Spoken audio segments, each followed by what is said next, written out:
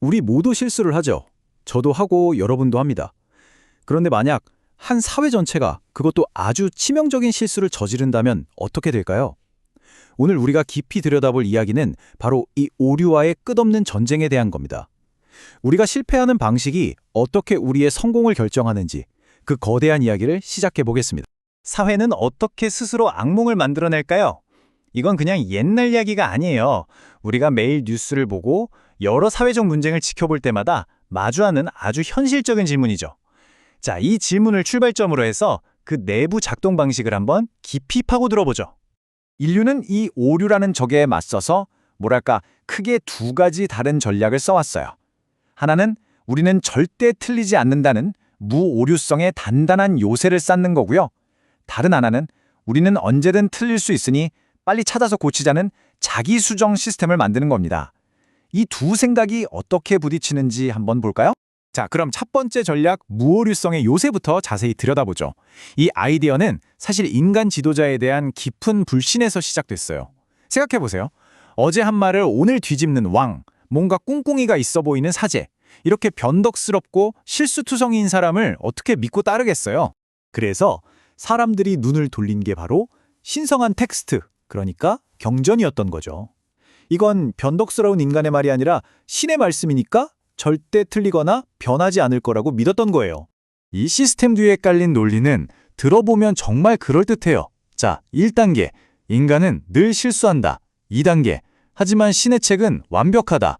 3단계, 그럼 우리가 할 일은 그냥 이체를 따르면 된다. 그러면 완벽한 사회가 만들어진다. 어때요? 딱 들어보면 정말 빈틈이 없어 보이지 않나요? 그런데 말이죠. 이 완벽해 보이는 계획에 만약 아주 치명적인 결함이 숨어 있었다면 어땠을까요? 이제부터 그 견고해 보였던 무오류성의 요새에 어떻게 균열이 가기 시작했는지 살펴보겠습니다. 자, 첫 번째 균열입니다. 신성한 텍스트라고 해서 하늘에서 그냥 뚝 떨어진 게 아니었어요. 수백 년에 걸쳐서 랍비나 주교 같은 사람들이 위원회를 만들어서 회의를 한 겁니다. 이 내용은 넣고 저 내용은 빼자. 이렇게요. 결국 그 완벽하다는 책의 내용조차도 인간이 선택한 거였죠. 그런데 사실 이것보다 훨씬 더 근본적인 문제가 있습니다. 바로 책은 스스로 말하지 못한다는 거죠. 그냥 글자일 뿐이잖아요. 누군가가 이 글자는 이런 뜻이야 라고 설명해주고 해석해줘야만 의미가 생기는 거예요. 결국 또다시 실수투성이인 인간이 끼어들 수밖에 없는 거죠. 바로 여기서 해석자의 덫이라는 게 생겨납니다. 이 완벽한 책을 해석하는 특권을 가진 사람들이 자기 권위를 지키기 위해 이렇게 주장하기 시작하는 거예요. 이 책이 완벽한 것처럼 이 책을 해석하는 나의 해석 또한 완벽하다라고요. 자신의 해석에 오류가 있을 수 있다는 가능성 자체를 차단해버리는 거죠. 자, 그럼 이런 시스템이 한번 잘못된 방향으로 폭주하기 시작하면 어떤 끔찍한 일이 벌어지는지 한번 보시죠. 스스로를 의심할 수 없는 시스템이 만들어낸 비극입니다. 스스로 오류를 인정하지 않는 시스템이 만들어낸 최악의 비극. 그 극단적인 예가 바로 아마 들어보셨을 거예요. 유럽의 마녀 사냥입니다. 이게 어떻게 가능했냐면 망상의 피드백 루프라는 게 만들어졌기 때문이에요. 한번 보세요. 먼저 권위 있는 책에서 마녀는 존재한다고 딱 못을 박아요. 근데 마침 인쇄술이 발달해서 이 책이 삽시간에 퍼져나가죠. 그럼 이제 분위기가 어떻게 되겠어요? 마녀가 진짜 있나? 의심하는 순간 바로 당신이 이단이 되는 겁니다. 그럼 사람들은 무서워서라도 믿게 되죠. 심지어 고문으로 받아낸 자백이 또 다른 증거가 되고요. 이렇게 거짓 정보가 계속 쌓이면서 망상은 점점 더 거대한 현실이 되어버린 겁니다. 빠져나갈 구멍이 없는 거죠. 그 결과가 바로 이 숫자입니다. 수만 명. 이들은 모두 마녀라는 누명을 쓰고 목숨을 잃은 무고한 사람들이었어요. 진실보다는 확실성이라는 믿음을 지키기 위해 치른 너무나 끔찍한 대가였죠. 자, 이렇게 끔찍한 어둠 속에서 인류는 완전히 새로운 길을 찾아내기 시작합니다. 바로 두 번째 전략, 자기 수정의 힘이죠. 그리고 그 중심에 과학이 있었습니다. 이 말이 정말 핵심을 꿰뚫고 있어요. 과학혁명의 진짜 위대함은 뭔가를 새로 알아낸 게 아니에요.